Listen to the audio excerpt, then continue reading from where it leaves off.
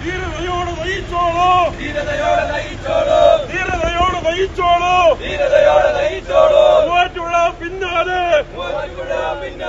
മൂവാറ്റുപുഴ പിന്നാലെ.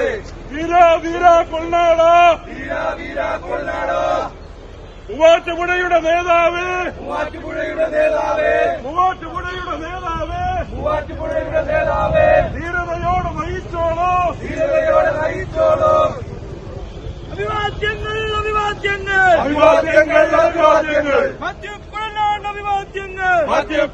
അഭിവാദ്യങ്ങൾ. ഇല്ല വിട്ടുതരില്ല, ഞങ്ങൾ വിട്ടുതരില്ല. അഭിവാദ്യങ്ങൾ എടുത്ത്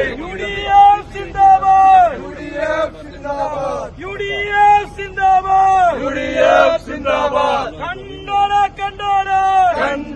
കണ്ടോടാ മാത്യു കൊള്ളാട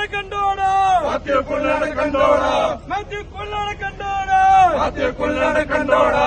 ലീഡാണ്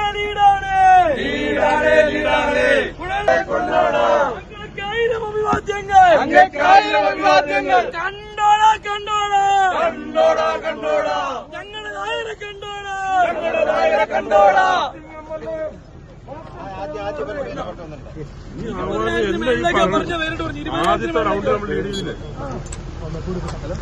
പായ്പർ പഞ്ചായത്തിൽ 1 ബൂത്തിലടക്കം പോസ്റ്ററുകൾ താങ്കൾ ലീഡ് ചെയ്തിട്ടുണ്ട്. ആദ്യത്തെ ഒരു ഫലസൂചന പുറത്തു വന്നിട്ടുണ്ട്.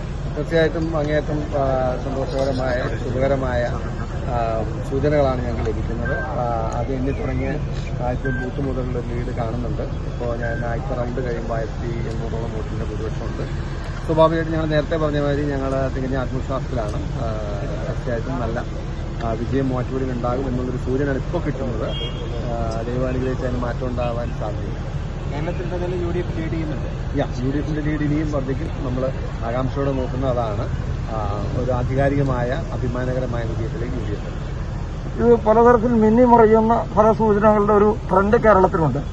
ആ തരത്തിൽ ഇപ്പോൾ ആധികാരികമായി പറയാൻ കഴിയും മാത്യു കൊള്ളാടനെ പോലുള്ള പരിണിതപ്രജ്ഞനായ ഒരു യുവ രാഷ്ട്രീയ നേതാവിന് കേരളത്തിന്റെ ഈ ഒരു പൾസ് ട്രെൻഡ് എങ്ങോട്ട് എന്ന് കൃത്യമായി പറയാൻ പറ്റുമോ? അല്ല, UDFിന് അനുകൂലമായ സൂചനകളാണ് ലഭിക്കുന്നത്. ഞാൻ പറഞ്ഞല്ലോ, 1 മണിക്കൂറോടെ കഴിയുമ്പോഴത്തേനും അത് കുറച്ചുകൂടി വ്യക്തമാവും. കൂടുതൽ മികച്ചൊരു വിജയത്തിലേക്ക് UDF നീങ്ങാൻ കഴിയുമെന്ന് കുറച്ച് പ്രതീക്ഷ. അപ്പോൾ താങ്കൾ ഉൾപ്പെടെ ഒരു പോരാളിയായി നിയമസഭയിൽ വീണ്ടും പോരാളിയല്ല, കുറച്ചുകൂടി പ്രതിരോധത്തിൽ നിന്നൊരു പ്രതിരോധ പഠനമായി ഉണ്ടാകുമെന്നുള്ളതാണോ? നല്ല പ്രതീക്ഷ. ഇത് കഴിഞ്ഞ 5 വർഷക്കാലം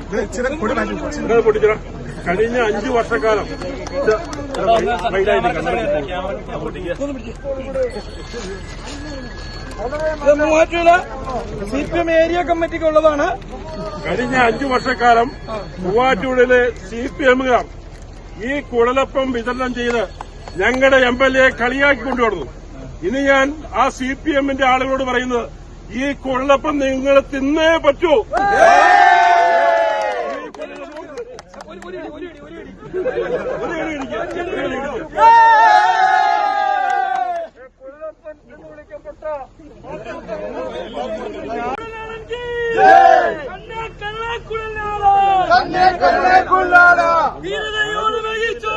ധീരതയോടെ നയിച്ചോളൂ,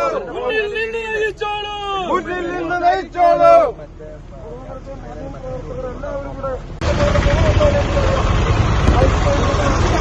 അത് 1600